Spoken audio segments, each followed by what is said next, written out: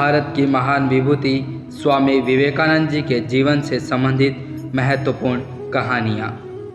अपनी बात। भारत की पावन भूमि पर अनेक संत, महात्मा और ऋषि मुनियों ने जन्म लिया।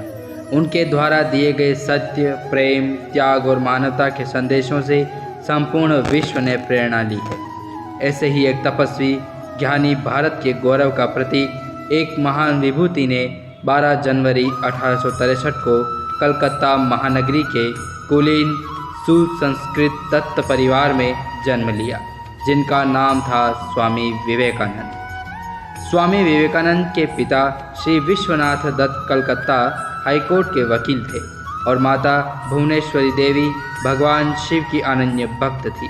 विवेकानंद की माता ने इनका नाम वीरेश्वर रखा था। वे इन्हें प्यार से विले कहकर पुकारती थी। विले का जब अन्नप्राशन संस्कार हुआ तो उनका नाम नरेंद्रनाथ रख दिया गया। नरेंद्रनाथ बाल्यावस्था से ही बड़े नटखट और जिज्ञासु प्रवृत्ति के थे। श्री राम कृष्ण परमहंस नरेंद्र से बहुत स्नेह करते थे। नरेंद्र ने भी उन्हें अपना गुरु मान लिया था। सन 1885 में परमहंस को गले का घातक कैंसर हो गया, अतः गुरु की सेवा के लिए नरेंद्र अपना अध्यापन कार्य छोड़कर उनके पास आ गए।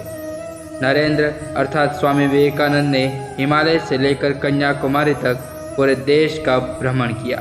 अनेक स्थानों पर उन्होंने अपने व्याख्यानों से युवाओं को प्रभावित ही नहीं किया, अपितु उन्हें एक नई दिशा भी दिखाई। यहाँ तक कि उन्होंने राजा, महाराजा और नवाबों को भी उपदेश दिए। 11 सितंबर 1893 को शिकागो में सर्वधर्म सम्मेलन हुआ।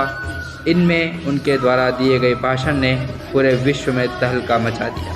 इसके पश्चात स्वामी जी ने अनेक देशों का भ्रमण किया तथा उपदेश दिए। अगली पंक्ति में मुकेश नादान कहते हैं, 4 जुलाई 1902 को जन जन के बीच मानवता और प्रेम का संदेश फैलाने वाला महानायक जीवन की अंतिम महायात्रा पर निकल पड़ा।